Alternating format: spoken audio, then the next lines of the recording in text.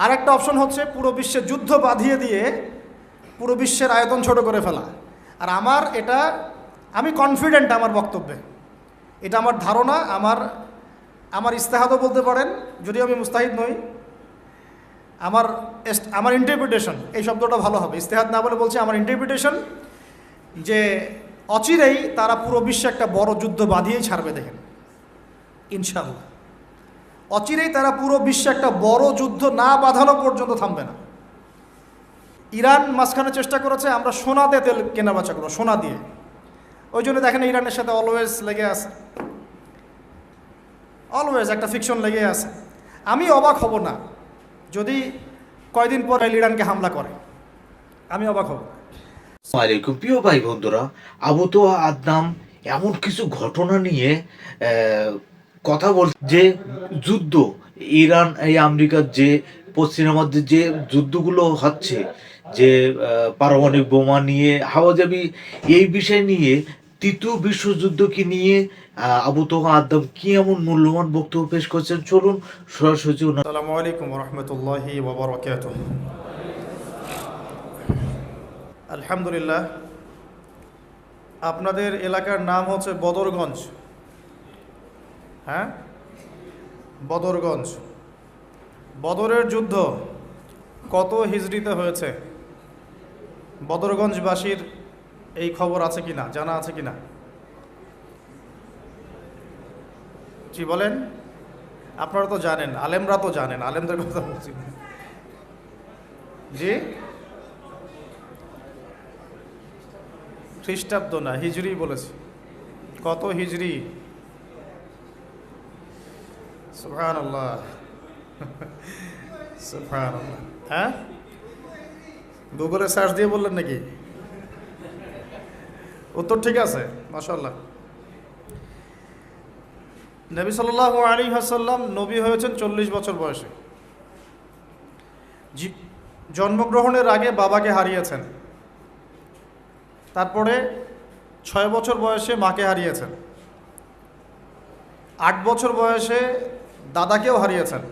বাবার নাম ছিল বাবা আব্দুল্লাহ, মায়ের নাম ছিল মা আমিনা, দাদার নাম ছিল দাদা আব্দুল মুত্তালিব। এরপরে তিনি মানুষ হয়েছেন চাচার পরিবারে, চাচার নাম ছিল আবু তালেব। 8 বছর বয়স থেকে নিয়ে বলা যায় 53 বছর পর্যন্ত চাচার গার্ডিয়ানশিপেই ছিলেন। সুবহানাল্লাহ।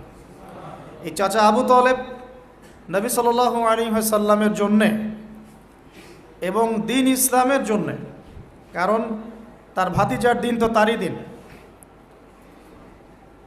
এমন কোনো ত্যাগ নাই যা স্বীকার করেন নাই। চাচা আবু তালেব নবী সাল্লাল্লাহু আলাইহি ওয়াসাল্লামকে যে সাপোর্টটা দিয়েছেন, এই সাপোর্টটা আমরা সবাই মিলেও এখনো দিতে পারি নাই।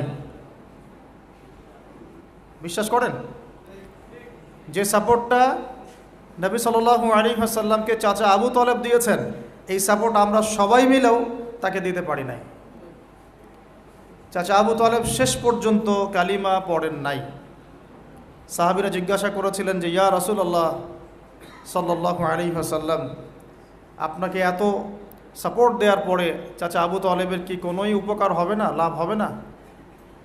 নবীজি বলেছেন সাল্লাল্লাহু আলাইহি ওয়াসাল্লাম, আমি না থাকলে আমার চাচাকে জাহান্নামের একদম অতল তলে রাখা হতো। আমার কারণে আল্লাহ রাব্বুল আলামিন তাকে জাহান্নামের উঁচু জায়গায় রাখবেন, জাহান্নামের উঁচু জায়গায় রাখবেন, যেখানে আগুন তার পায়ের গোড়ালি স্পর্শ করবে, এতেই তার মগজ টকবক করে ফুটতে থাকবে। আপনারা কি আমার বাংলা ভাষা বুঝতে পারছেন?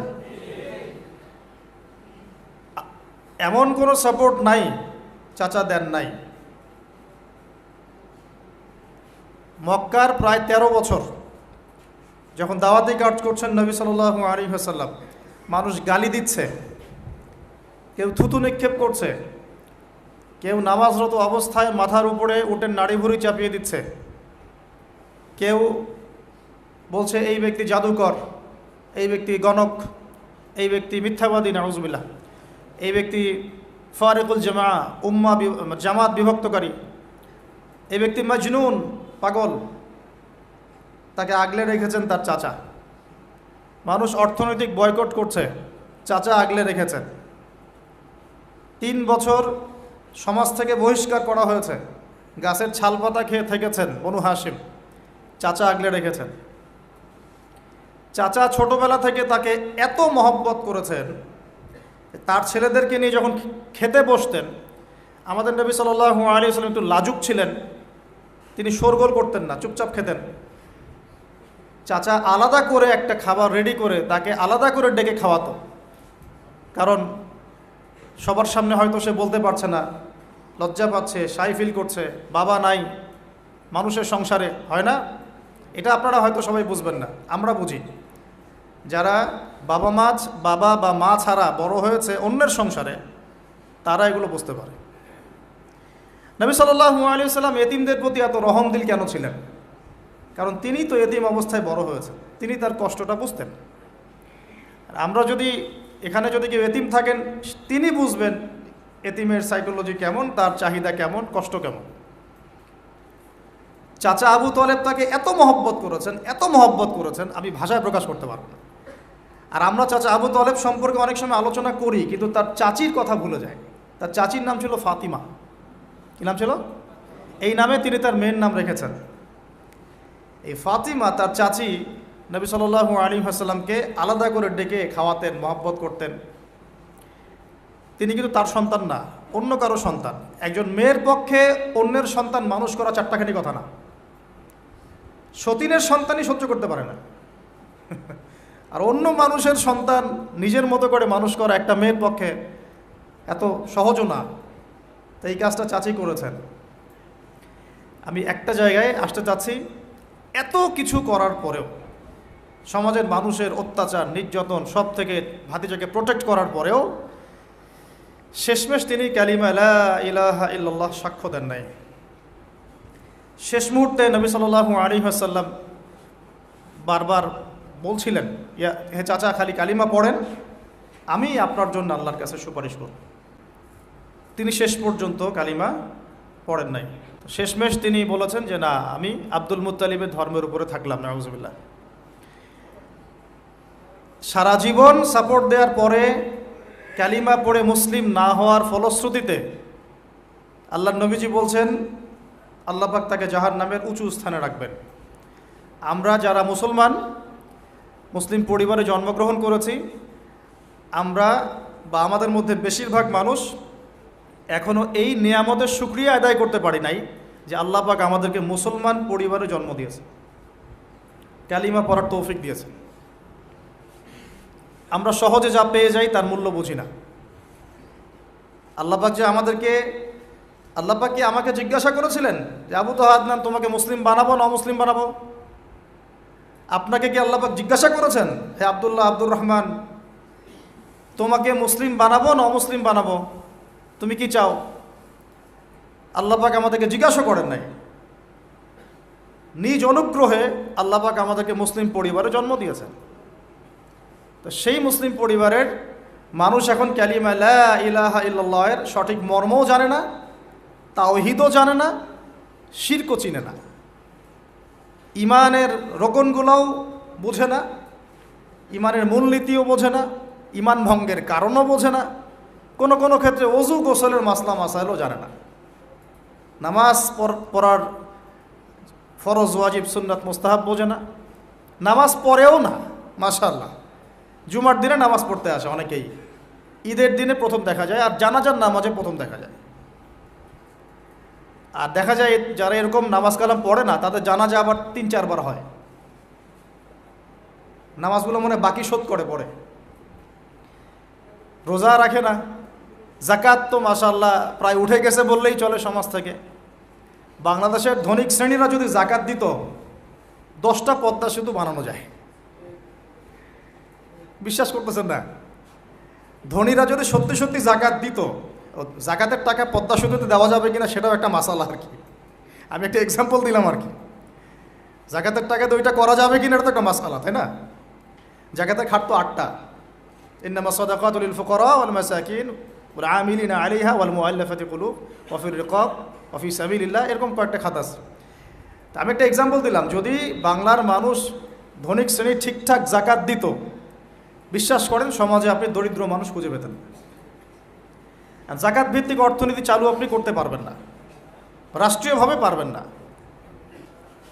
আমি ভাই খোলামেলা কথা বলার মানুষ, যদি কারো পছন্দ না হয় কিছু করার নাই, আমাকে বলতে হবে। আপনি আমার সাথে একমত হন বা না হন, অ্যাটলিস্ট শুনেন, পরে সত্য মিথ্যা আপনি যাচাই করেন, মানা না মানা আপনার বিষয়। আমি জাস্ট বলতেছি, আমি তো আপনার মসনদ দখল করতে পারবো না, আমরা তো খুবই দুর্বল। যখন উম্মার একটা সংকট চলে তখন আপনি চিনতে পারবেন কারা ইমানদার কারা মুনাফিক। ভালো অবস্থায় আপনি বুঝতে পারবেন না, সব স্বাভাবিক আছে মনে করেন, এখন আপনি বুঝতে পারবেন না আসলেই কে ইমানদার কে মুনাফিক।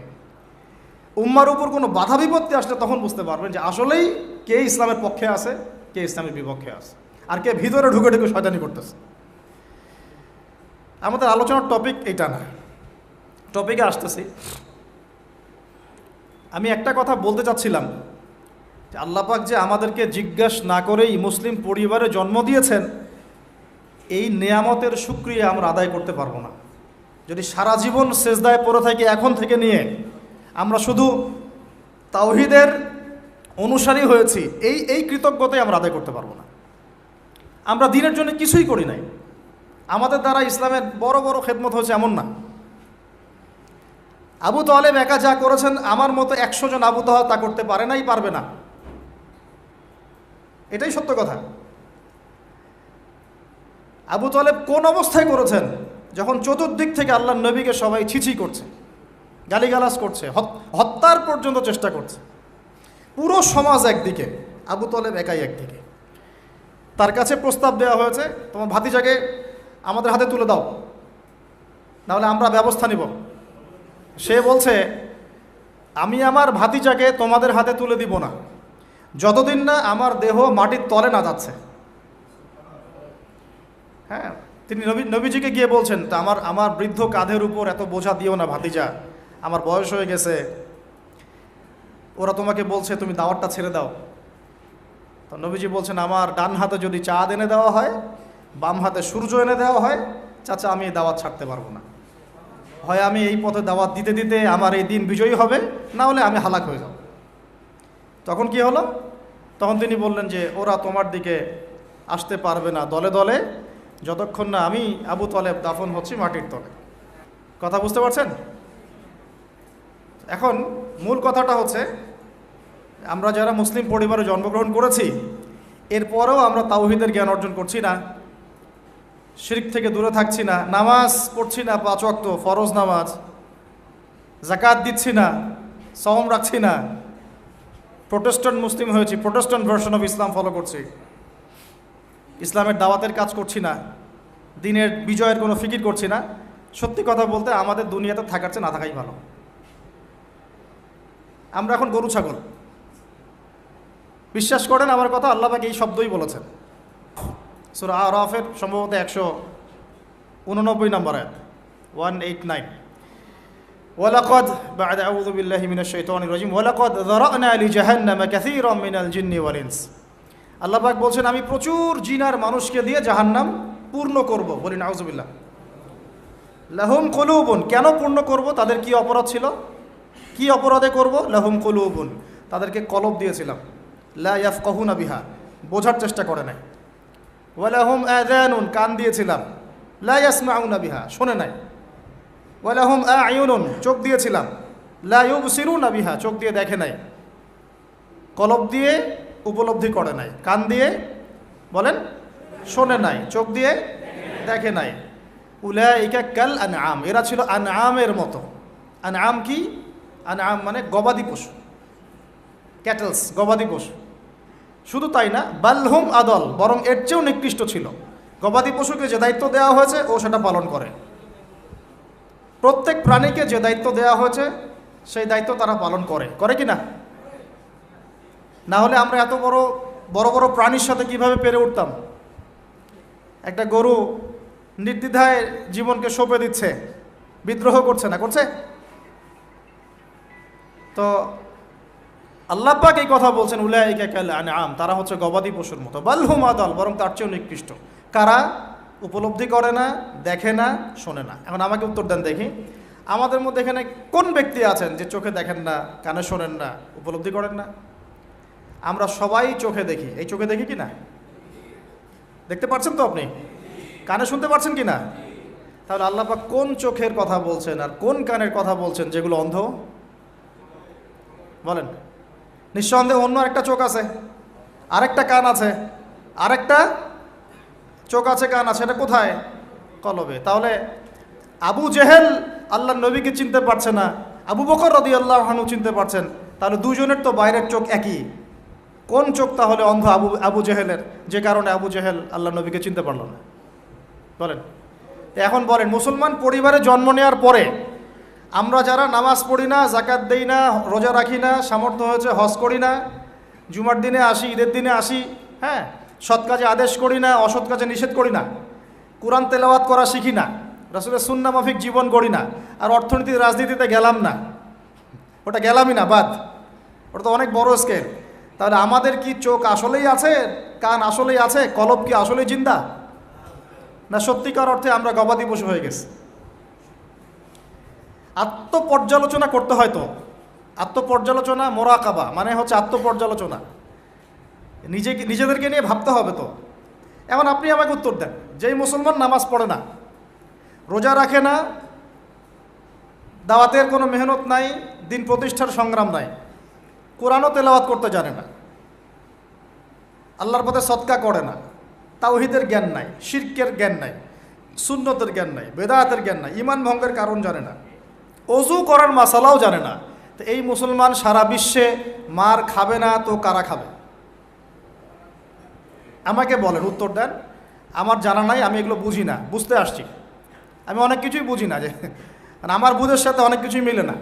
আমার বুঝ এইটা যে মার খাবো না তো খাবে কারা, এটা আমার বুঝ। এখনও যে আমরা বসে আছি এখানে খাই নাই, সেটাই তো আল্লাহ পাকের রহমত।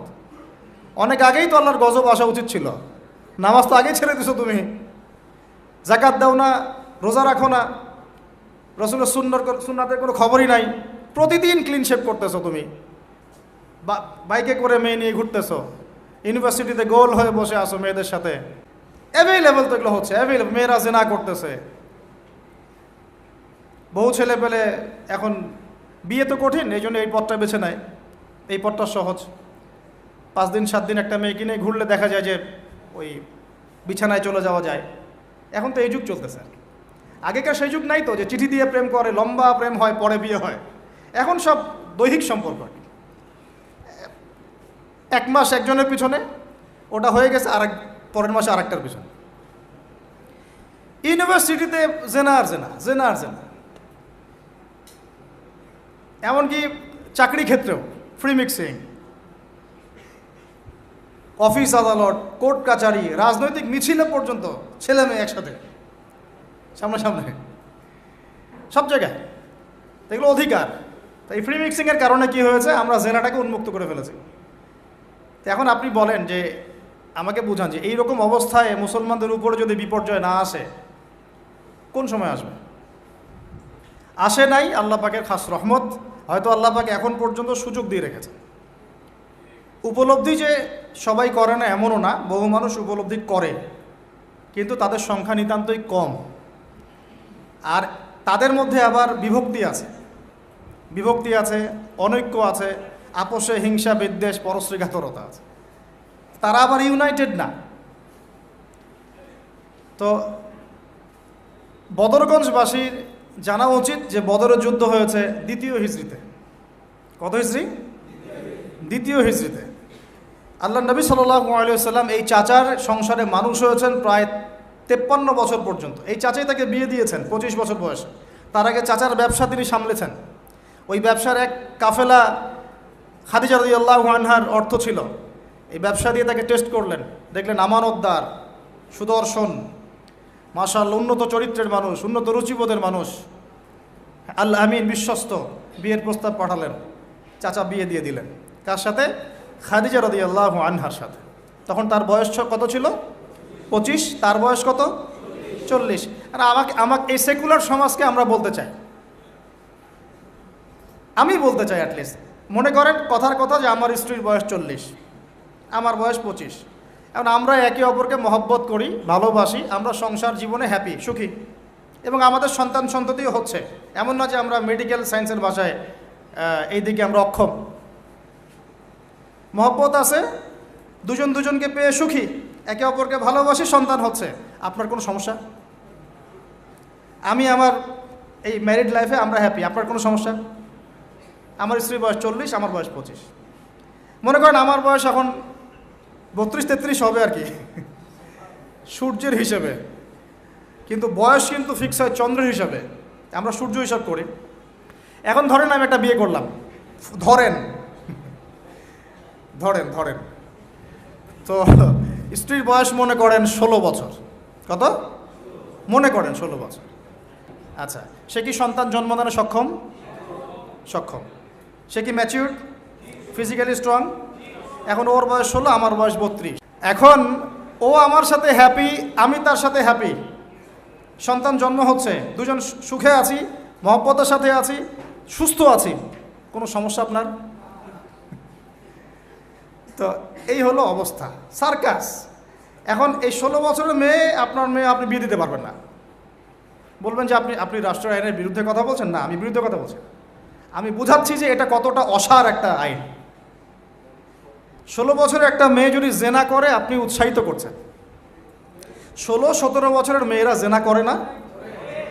স্কুলে, কলেজে, বিশ্ববিদ্যালয়ে, এইখানে ওইখানে। এর বিরুদ্ধে আপনার ব্যবস্থা কি, অ্যাকশন কি? কিন্তু 17 বছর একটা মেয়ে যদি বিয়ে করে, আপনি তো কাজীকে ধরে জেলে দিয়ে দিবেন একেবারে। এখন বলেন এটা কি আমি মানতে বাধ্য? এখন জোর করে চাপাই দিলেন, ল করে দিলেন, মানতে বাধ্য হয়ে গেলাম। তা আসলে কি কোরআন সুন্নাহ সমর্থিত হলো? এখন জবাব দিবেন আল্লাহর কাছে আপনি। জনগণ কিছুই বলতে পারবে না। আমরা শুধু জ্ঞানতাত্ত্বিক একটা ডিবেট করলাম এবং আপনাকে দেখালাম যেটা একটা অসার। তারপরেও যেটা হয়েছে হোক, অ্যাটলিস্ট বিয়েটা সহজ করলে ভালো হতো। বিয়েটা কঠিন হয়ে গেছে, এই জন্য এটা জেনার রাস্তা বেছে নেয়। তো আমরা জেনাকে উস্কে দিচ্ছি। আরে ভাই, 16-17 বছর তো দূরের কথা, এখন 13-14 বছরের মেয়েরাই দেখবেন ঠিক নাই। আপনি মনে করেন এখনকার স্কুল কলেজের মেয়েগুলো খুব দুধে ধোয়া তুলসী পাতা? যখন 15 বছর আগে যে যুগটা ছিল, 20 বছর আগে, আর এখন তো আর অনেক আপডেটেড। এখন ওরা ওইসবে বিশ্বাসী না। গল্প করে যে কার কয়টা, কার কয়টা। তো সব দিকে সমস্যা। আমি যে পয়েন্টে আছে এখানে চলে আসেন। তার বয়স তখন 40, আমাদের নবীজির বয়স 25। ম্যারিড জীবনে হ্যাপি, 6টা সন্তান হয়েছে। কয়টা? আর নবী সাল্লাল্লাহু আলাইহি ওয়াসাল্লাম খাদিজা রাদিয়াল্লাহু আনহার কাছ থেকে যে মমতা, যে ভালোবাসা, যে সাপোর্ট পেয়েছেন, এটা বিরল। এই যুগে এমন মেয়ে পাওয়া হয়তো বা সম্ভব না, কারণ এই যুগে তো আমরাও সাহাবীদের মতো না। আমরা যদি সাহাবীদের মতো না হতে পারি, আমরা মহিলা সাহাবীদের মতো স্ত্রী আশা করি কিভাবে? মাশাআল্লাহ, এখন নবী সাল্লাল্লাহু আলাইহি ওয়াসাল্লামের কাছে সমাজের জাহিলিয়াত ভালো লাগে না। একটু বোঝার চেষ্টা করি, কি জাহিলিয়াত ভালো লাগে না? তিনি দেখেন যে মক্কার মানুষ মূর্তি পূজা করে, তিনি দেখেন মক্কার মানুষ সুদ খায়, মক্কার মানুষ জেনা করছে, মাদক খাচ্ছে, হানাহানি, মারামারি, কাটাকাটিতে আছে। তার এগুলো ভালো লাগে না। তিনি এখান থেকে সরে যান, দূরে দূরে থাকেন, দূরে দূরে থাকেন। হেরা পাহাড় আছে, হেরা গুহা, ওই পর্বতের গুহায় তিনি একা একা নির্জনতা অবলম্বন করেন। কারণ যখন আপনি একটা ভালো রাস্তায় থাকবেন, সমাজের অন্যান্য খারাপ বিষয়গুলো আপনার পছন্দ হবে না, নিচে থেকে ভালো লাগবে না। এই যে আপনি আমি যতটুকু ইমানদার, পাশে কনসার্টের গান কানে আসলে আপনার খারাপ লাগে না? লাগে তো, আপনি বুঝতে পারেন না? চোখের মধ্যে খারাপ কিছু পড়ে গেলে আপনার খারাপ লাগে, মনে হয় যে এখান থেকে চলে যেতে পারলেই বাঁচি। আপনি বাসে যাচ্ছেন, দেখলেন যে ড্রাইভার গান ছেড়ে দিল, দিদি তেরা দেবার দিওয়ানা, আর বাসে কেন জানি এইসব গানই বাজে। আমরাই নাকি ভাষার জন্য আবার যুদ্ধ করেছি, লজ্জা আমাদের। আমরাই নাকি ভাষার জন্য রক্ত দিয়েছি, কিন্তু আমাদের সব কেন জানি হিন্দি সংস্কৃতি। হ্যাঁ, তো কত বড় ভণ্ডামি আমাদের মধ্যে আছে দেখেন। ভাষার জন্য আমরা লড়াই করেছি, জীবন দিয়েছি, গর্বের, এটা অবশ্যই আমাদের জন্য গর্বের। কিন্তু আমাদের ঘরে ঘরে এখন হিন্দি কেন? ঘরে ঘরে হিন্দি কেন? তাহলে আমরা কি এটা কি দিবস পালন করার বিষয়, না আদর্শ লালন করার বিষয়? কোর্ট কাচারি, অফিস আদালত, সব কিছুর ভাষা হচ্ছে ইংরেজি। ওখানে বাংলা চলে না কেন? আমরা কি ইংরেজির জন্য যুদ্ধ করেছি? এই উপমহাদেশ 200 বছর শাসন করেছে ব্রিটিশরা, তারপর আমাদের বাপদাদারা যুদ্ধ করে ওদেরকে এখান থেকে তাড়িয়ে দিয়েছে। কিন্তু ওরা চলে গেলেও ওদের কোনো সুন্নত নিয়ে যায় নাই, ওদের সব সুন্নত দিয়ে গেছে। কোর্ট কাচারির সুন্নত দিয়ে গেছে, অর্থনৈতিক ব্যাংকিং সুন্নত দিয়ে গেছে, রাজনৈতিক সুন্নত দিয়ে গেছে, এমনকি পোশাক আশাকের সুন্নতও দিয়ে গেছে, এমনকি বাথরুমের টয়লেট ওইটাও দিয়ে গেছে। সবখানে এখন হাই কমোড, ব্রিটিশ ইংলিশ। তো ওরা কি আসলেই চলে গেছে? আর আমরা কি আসলেই স্বাধীন? কে বলবে এইগুলো আর কে ভাববে? আর মানুষ এগুলো কবেই পজিটিভলি নেওয়ার চেষ্টা করবে আল্লাহ ভালো জানেন। বাট আমরা বলে যাচ্ছি ইনশাল্লাহ একদিন না একদিন ইসলাহ হবে ইনশাল্লাহ। আল্লাহ পাক যেন সহজ করেন এবং কবুল করেন। এখন কথা হচ্ছে যে তিনি দেখেন আরবের লোকজন সুদ খায়, মদ খায়, জেনা করে ইত্যাদিতে, তিনি একা একা থাকা শুরু করলেন। একা থাকতে থাকতে ওই সময় তিনি যেভাবে ইবাদত করতে পারতেন সেভাবে ইবাদত করেছেন। কারণ আগেও ইবাদতের কিছু সিস্টেম ছিল, কারণ আরবের মানুষরা দাবি করতো তারা হচ্ছে মিল্লাতে ইব্রাহিমের উপর আছে, বিকৃত, কিন্তু ওরা মনে করতো আমরা ইব্রাহিমের ধর্মের উপরেই আছি। এখন 40 বছর বয়সে নবী সাল্লাল্লাহু আলাইহি ওয়াসাল্লামের কাছে প্রথম ওহীটা চলে আসলো। প্রথম ওহী কি ছিল ভাই? কোন সূরা? সূরা আলাকের কত নম্বর আয়াত? প্রথম আয়াতটা, প্রথম ওহীটা কি সংক্রান্ত ছিল? নামাজ পড়ো, রোজা রাখো, হজ করো, যাকাত দাও, মূর্তি পূজা করো না। কি বলেছেন আল্লাহ পাক? ইকরা বিসমি রাব্বিকাল্লাযী খালাক। হে নবী, কথাটা বুঝুন, হে নবী মুহাম্মদ সাল্লাল্লাহু আলাইহি ওয়াসাল্লাম, আপনি যেগুলো দেখে ব্যথিত, যে সমাজটার এই যে জাহেলিয়াত আপনি দূর করতে চান, যাদেরকে নিয়ে আপনি চিন্তাগ্রস্ত, আপনার কাছে ভালো লাগে না এই জাহিলিয়াতগুলো, এগুলোকে দূর করতে হলে আগে পড়াশোনা করতে হবে, জ্ঞান লাগবে। আগে কি লাগবে? ওই জায়গায় মুসলমানরা পিছিয়ে পড়ার কারণে আজকে এই অবস্থা হচ্ছে। দুজনের বুঝে আসছে, দুজন ঠিক বলছে। ওই ইকরা বিসমি রাব্বিকাল্লাযী খালাক, এই পড়াশোনা থেকে আমরা পিছিয়ে পড়েছি বলেই আমাদের আজকে এই অবস্থা হচ্ছে। বলছেন, এখন বলবেন যে আমরা তো পড়াশোনা করছি, সাক্ষরতার হার তো আমাদের 80, 67, 77 এরকম আর কি। তো সত্যিই কি পড়ছি? ইকরা বিসমি রাব্বিকাল্লাযী খালাক অর্থ হচ্ছে পড়ুন আপনার রবের নামে, যিনি আপনাকে, যেই জ্ঞান আপনাকে আপনার স্রষ্টার দিকে নিয়ে যাবে সেটাই তো জ্ঞান। আর এখনকার আমাদের জ্ঞানগুলো কি সত্যি আমাদেরকে আল্লাহর দিকে নিয়ে যাচ্ছে নাকি আল্লাহ থেকে দূরে সরাচ্ছে? তাহলে বোঝেন। এখন আপনি যদি বলেন যে তাহলে কি আপনি শুধু মাদ্রাসা শিক্ষাকেই সমর্থন করছেন, জেনারেল শিক্ষা সমর্থন করছেন না? আমি বলবো না, আমি নিজেও জেনারেল শিক্ষিত একজন মানুষ। আমরা অনার্স মাস্টার্স করেছি এবং আমরা কখনো সেকেন্ড হয়নি আলহামদুলিল্লাহ, কয়েকবার ছাড়া। তো আমরাও জানি ব্যাপারগুলো কি। আমরা জেনারেল শিক্ষার উপকারী শিক্ষাগুলোকে সমর্থন করি, কিন্তু কোরআন এবং সুন্নাহ ইসলামের মূল শিক্ষাটাকে বাদ দিয়ে এই জেনারেল শিক্ষা আমার কোনো উপকার করবে না। আবার একই সাথে কোরআন এবং হাদিস এই দুটাতে দক্ষ হয়েও যদি আমরা বর্তমান বিশ্বের উপকারী জ্ঞানগুলো অর্জন করতে ব্যর্থ হই, তখন কোরআন সুন্নাহকে হাতে নিয়েও এই বিশ্বকে চ্যালেঞ্জ করতে পারবো না। তাহলে দরকার কি? সমন্বয়। এই সমন্বয় হওয়া উচিত ছিল আজকে থেকে 50 বছর আগেই। এখন আমাদেরকে এগুলো নিয়ে কথা বলতে হচ্ছে, এটাই দুঃখজনক। যেখানে শিক্ষা প্রতিষ্ঠান আছে, রাষ্ট্রীয় নিয়ন্ত্রণাধীন প্রতিষ্ঠানে হয়তো আপনি ইন্টারফেয়ার করতে পারবেন না, কিন্তু ব্যক্তিগত উদ্যোগে যত শিক্ষা প্রতিষ্ঠান আছে এগুলোতে ইসলামিক শিক্ষা এবং জেনারেল শিক্ষা দুটাকে সমন্বয় করার চেষ্টা করেন। আল্লাহ পাক তৌফিক দান করুন। দেখবেন আগামী 10 বছরের মধ্যে একটা আলোকিত প্রজন্ম গড়ে উঠবে ইনশাআল্লাহ।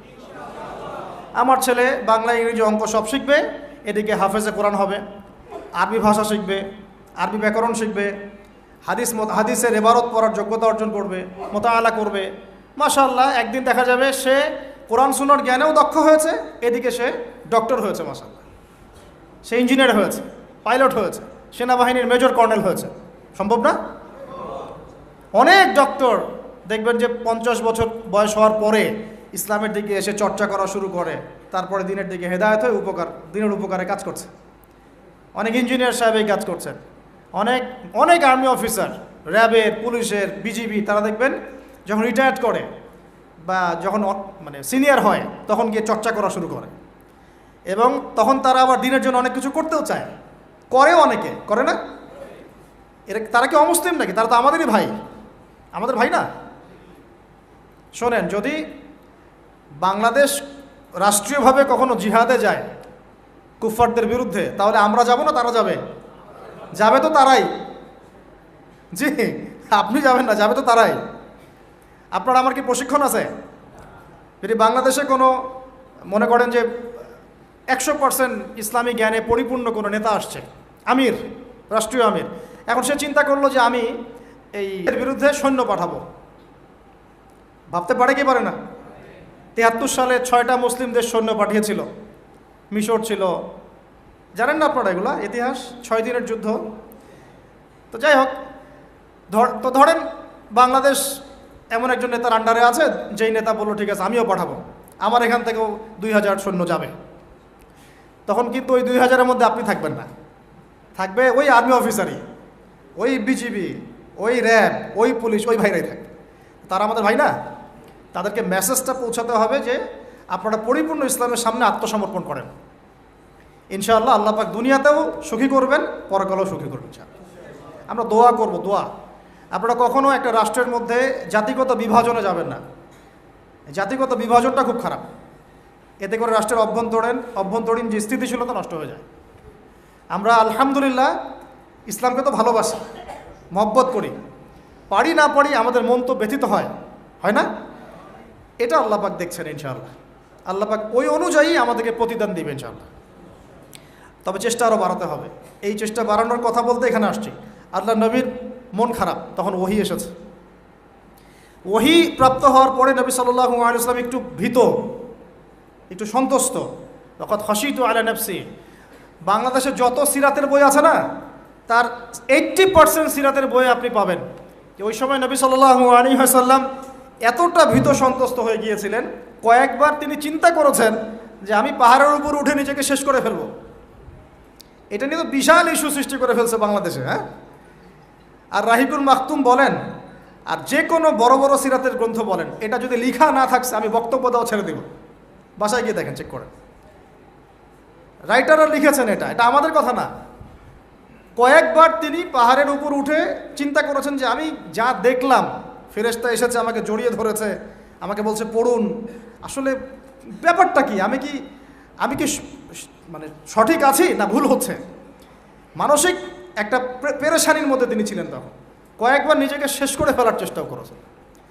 যখনই তিনি উঠেছেন তখনই জিবরাইল আলাইহিস সালাম সামনে এসেছেন। ইয়া মুহাম্মদ, আপনি পাগল নন, আনতা রাসূলুল্লাহ ওয়া আনা জিবরিল। হে মুহাম্মদ, আপনি পাগল নন, আপনি হচ্ছেন আল্লাহর মনোনীত রাসূল, আর আমি জিবরাইল। আপনি বিচলিত হন না। আরও একদিন আবার জিবরাইল আলাইহিস সালাম হাজির। এভাবে হতে হতে তিনি আশ্বস্ত হলেন যে হ্যাঁ, আসলে যা হচ্ছে সব সঠিক। এটা কি একটা বড় ঘটনা না? এরপরে তিনি বাসায় আছেন, বেশ কয়েকদিন ওহী আসা বন্ধ আছে। আল্লাহ পাক প্রস্তুত করছেন তাকে, কারণ ব্যাক টু ব্যাক ওহী আসতে থাকলে এটা একটা ওয়েট আছে, নেয়ার মতো ক্ষমতাকে তৈরি হতে হয়তো। দ্বিতীয় ওহীটা আসছে, এটা আমি একটু আলোচনায় টাচ করে সামনে যাব। তিনি কম্বল দিয়ে ঘুমিয়ে আছেন, আল্লাহ পাক ওহী পাঠালেন। যখন ওহী পাঠাচ্ছেন, খাদিজা রাদিয়াল্লাহু আনহা দেখছেন যে নবী সাল্লাল্লাহু আলাইহি ওয়াসাল্লাম একটু অস্বাভাবিক আচরণ করছেন। তিনি বলছেন আপনি শুয়ে পড়েন, রেস্ট নেন।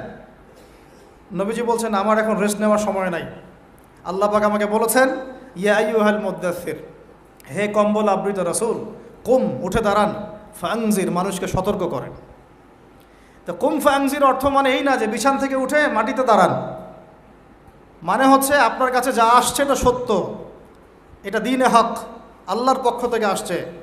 অতএব আপনি এই সত্যের বাণী নিয়ে সমাজের মধ্যে দাওয়াতি কাজে নেমে পড়েন। ফাংজির, মানুষকে সতর্ক করেন। ও রব্বাকা ফাকাব্বির, আপনার রবের তাকবীর পাঠ করেন। ওয়া সিয়াবাকা ফাতাহহির, আপনার কাপড় পরিচ্ছন্ন রাখেন। কাপড় মানে শুধু বাইরের পোশাক না, ভিতরের হৃদয়ের পোশাকটাও। ওয়া রুজজা ফাহজুর, যত অনর্থক বিষয় আছে ছেড়ে দেন। ওয়ালা তামনু তাস্তাকসির ওয়ালি রাব্বিকা ফাসবির, কিছু পাওয়ার আশায় আপনি কাউকে সদকা করেন না, কারো কাছে কিছু পাওয়ার আশায় আপনি সদাকা করেন না, বরং আপনার রবের জন্য আপনি সবর করেন। কত গভীর কথা! এটা নিয়ে কিন্তু আলোচনা খুব বেশি হয় না। আমরা আলোচনা করি প্রথম ওহীটা কি ছিল, এটা দ্বিতীয় ওহী ছিল। উঠুন উঠুন, সতর্ক করুন, আপনি আপনি যা ভাবছেন এরকম কিছু না, আপনি নবী, আপনি শেষ নবী। এই মহাবিশ্বে আপনার মতো কোনো নবী আসে নাই, আপনি সর্বশ্রেষ্ঠ নবী, আপনি সর্বশ্রেষ্ঠ আখলাকের অনুসারী, আপনার উম্মত হচ্ছে সর্বশ্রেষ্ঠ উম্মত। আপনি উঠুন, মানুষকে সতর্ক করুন, কাপড় পবিত্র রাখুন, অনর্থক বিষয় ছেড়ে দেন, আল্লাহর জন্য সবর করেন, আল্লাহর জন্য তাকবীর পাঠ করেন, বলেন আল্লাহু আকবার। এই শুরু হলো মিশন। এই মিশন শুরু হওয়ার পরে 13 বছর, কয় বছর ভাই? 13 বছর মক্কায় তিনি প্রথম 3 বছর গোপন দাওয়াত দিয়েছেন, তারপরে প্রকাশ্য দাওয়াত দেওয়া শুরু করেছেন। এই প্রকাশ্য দাওয়াত যখনই দেওয়া শুরু করেছেন, ব্যাস সমাজে কনফ্লিক্ট লেগে গেল, হক আর বাতিলের লড়াই। তিনি যাদেরকে নিয়ে দাওয়াত দিচ্ছেন, আবু বকর সিদ্দিক, ওসমান বিন আফফান, আব্দুর রহমান বিন আউফ, তালহা বিন উবাইদুল্লাহ, সাদ ইবনে আবি ওয়াক্কাস, হ্যাঁ, বেলাল ইবনে রাবাহ, আব্দুল্লাহ বিন মাসউদ, এরকম সাহাবী 40 জন বা 80 জন।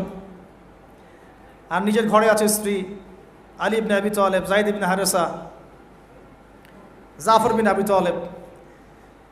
আর এই দাওয়াত যখন চলতে লাগলো, সমাজের মানুষ প্রকাশ্য রূপ যখন ধারণ করলো, এই পক্ষে আছে আবু জেহেল, আবু লাহাব, উতবা, শাইবা, রাবিয়া, আশরাক বিন শারিক, এরকম কিছু মানুষ। ঠিক আছে, এমন কনফ্লিক্ট যে এটা কিছুতেই মিউচুয়াল হচ্ছে না, কিছুতেই হচ্ছে না। সিরাত পড়তে হবে আপনাদেরকে, একটা লেকচারে সব কিছু তো বলা যাবেই না, সময় আমাদেরকে অ্যালাউ করবে না, পাশাপাশি আমারও এনার্জি কুলাবে না। ঠিক আছে, এমন কোনো কষ্ট নাই যা তাকে দেয়া হয় নাই, সাহাবীদেরকে দেয়া হয় নাই। অর্থনৈতিক বয়কট, উত্তরাধিকার থেকে বঞ্চিত করা, বাড়ির থেকে পিটিয়ে বের করে দেয়া, হ্যাঁ, উল্টা ঝুলায় লটকায় রাখা, আমাদের রিমান্ডগুলোর মতো, শারীরিক নির্যাতন, মানসিক কষ্ট তো আছেই, এটা তো মানসিক কষ্ট তো আছেই, বলার তো আর অপেক্ষা রাখে না। তারপরে কেউ বেচাকেনা করবে না, চলাফেরা করবে না, সামাজিক বয়কট, রাস্তা দিয়ে গেলে মানুষ টিটকারি মারে, এই যে পাগল যাচ্ছে, এই যে জাদুঘর যাচ্ছে। ব্যাপারটা বোঝার চেষ্টা করেন, মানে এমন কোনো নির্যাতন নাই যা করা হয় নাই। আমি ক্ষুদ্রজ্ঞানে দেখেছি প্রায় 14 বা 15 বার আল্লাহ নবী সাল্লাল্লাহু আলাইহি ওয়াসাল্লামকে হত্যা করার চেষ্টা করা হয়েছে, প্রায় 14-15 বার তাকে হত্যা করার চেষ্টা করা হয়েছে। আর তাকে সারা জীবনে প্রায় এরকম 15-16টা গালি খেতে হয়েছে, সারা জীবনে। কাকে খেতে হয়েছে? যে মানুষের আগেও কোনো গুনাহ নাই, পরেও কোনো গুনাহ নাই, যিনি সব কষ্ট করছেন শুধু উম্মতের জন্যে, কারণ তিনি তো মাকামে মাহমুদে যাবেন, জান্নাতুল ফিরদাউসুল আলায় যাবেন। তার কি নিজের জন্য এই কাজগুলো করা? 13টা বছর যখন মক্কায় এভাবে নির্যাতিত হতে হলো, এই যে বলা হচ্ছে সাহাবীদেরকে গলায় দড়ি দিয়ে রাস্তায় হেঁচড়ে নিয়ে আসা হয়েছে, উত্তপ্ত বালুর মধ্যে শুইয়ে উপরে পাথর চাপা দেওয়া হয়েছে, আগুনের কয়লা জ্বালিয়ে দেওয়া হয়েছে, উপরে শুইয়ে দেওয়া হয়েছে, গায়ের চামড়া এবং গোশত, চর্বি, এগুলো গলে গলে কয়লা নিভে গেছে। আমরা কি একটু ইমাজিন করতে পারি কিনা? আপনারা তো ফেসবুকে ঢুকলে চিত্রগুলো দেখছেন, বাচ্চাকে নিয়ে দৌড়াচ্ছে, বোনদের অবস্থা, ভাইদের অবস্থা। কিছুটা আঁচ করতে পারেন কি আসলে কি হয়েছিল 1400 বছর আগে? এগুলোই হয়েছে, এগুলো ইসলামের চিরায়ত সুন্নত। হকপন্থীদের উপর এগুলো আসবেই, যদি না আসে ওয়াল্লাহি আপনি হকপন্থী না। আসসালামু আলাইকুম প্রিয় ভাই বন্ধুরা, আবু তোহা আদনাম যে আগম দ্বিতীয় বিশ্বযুদ্ধকে নিয়ে যে কিছু মূল্যবান কথা বলছে, এইগুলো আপনাদের কাছে কেমন লাগছে? আপনাদের মতামতটা অবশ্যই কমেন্ট করে জানাবেন। আর এরকম নিত্য নতুন ওয়াজ পেতে আমাদের চ্যানেলটা সাবস্ক্রাইব করে আমাদের পাশে থাকবেন। তা সবাই সুস্থ থাকেন, ভালো থাকেন। নেক্সট কোনো ভিডিও আপনাদের সাথে আবার দেখা হবে। তা সবাই আল্লাহ হাফেজ।